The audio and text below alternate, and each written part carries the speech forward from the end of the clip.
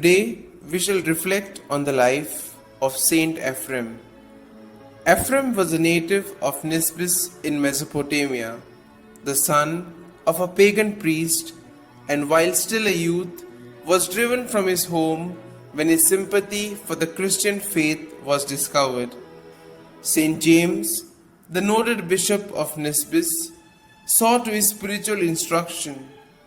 It is believed that he then spent 8 years with the monks in the Egyptian desert, and that Saint Basil the Great ordained him a deacon.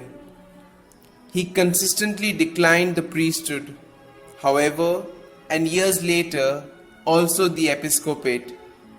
The Roman Empire was losing its eastern provinces in its wars with the Persians, and in the year 363 the city of Nisbis had to be returned to Persia. That was a hard blow for the Christian colony, given the fierce persecution of their faith being carried on in all Persian territory. The faithful thus fled the city in great numbers. Ephrem too went and settled in Edessa, the capital of Ocean, where he spent the last 10 years of his life as a hermit and strict ascetic.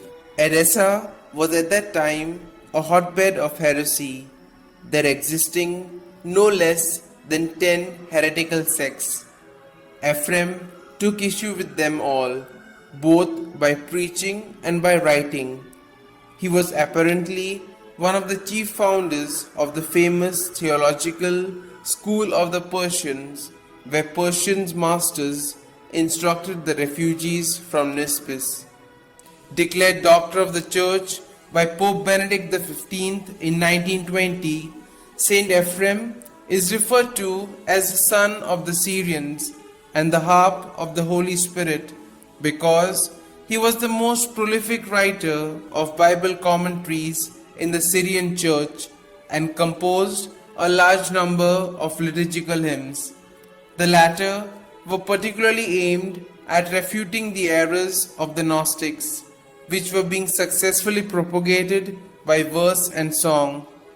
In fact, his influence among both the Syrians and the Persians was so great that 20 years after his death, St. Jerome had this to say of him.